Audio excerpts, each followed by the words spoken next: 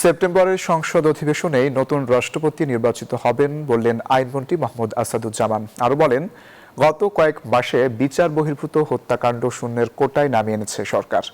সকালে সিরডাপে অধিকারের আয়োজনে মানবাধিকার লঙ্ঘন ও ভুক্তভোগীদের ন্যায় বিচার প্রাপ্তি বিষয়ক পরামর্শ সভায় একথা বলেন তিনি। বলেন, মানবাধিকার ও গুম প্রতিরোধ বিষয়ক অধ্যাদেশ বাতিল করা হয়নি। অধিকতর যাচাই বাছাই শেষে পরবর্তী মন্ত্রিসভার বৈঠকে এই আইন দুইটি চূড়ান্ত করে সংসদে নিয়ে যাওয়া হবে।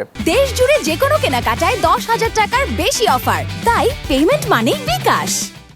চিফ প্রসিকিউটর বলেন, সোমবার থেকে শাপলা চত্বরে হত্যাকাণ্ডের অভিযোগ দায়ের ও বিচার কার্যক্রম শুরু হবে। গতকাল 24শে জুলাই ছিল। 24শে জুলাই, আগস্ট, সেপ্টেম্বর, অক্টোবর, 24শে অক্টোবর পর্যন্ত আমাদের হাতে সময় আছে। সুতরাং বিশেষ অধিবেশন ডাকার মতো কোনো পরিস্থিতি এখন তৈরি হয়নি। যেহেতু 60 দিনের মধ্যে আমাদের 15 জুলাই থেকে 60 দিনের মধ্যে আমাদের পরবর্তী অধিবেশন হওয়ার কথা সাংবিধানিকভাবে, আশা করি সেই অধিবেশনেই এটা নিষ্পত্তি করা সম্ভব হবে। আগামী সোমবার আমাদের রিপোর্ট প্রস্তুত করা হয়েছে, রিপোর্ট আমার কাছে সাবমিট করেছে। আগামী সোমবার দিন আমি বাদী হয়ে ফরমাল চার্জ ইনশাআল্লাহ আমি দাখিল করব এবং আগামী সোমবার থেকে ফরমাল বিচার কার্য শুরু হবে।